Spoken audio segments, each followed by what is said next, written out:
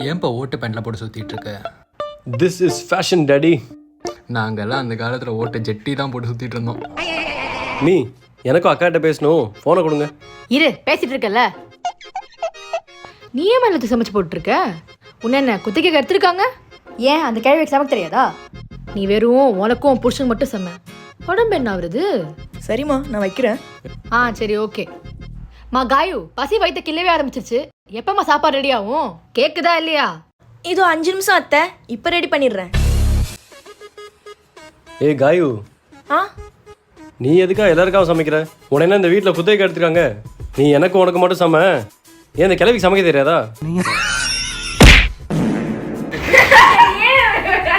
இவனுக்கு நடிக்கவே வர மாட்டேங்குது, லைட்டு பிடிக்க வர மாட்டேங்குது. இவனுக்கு வர ஒரே விஷயம் ஹாய்.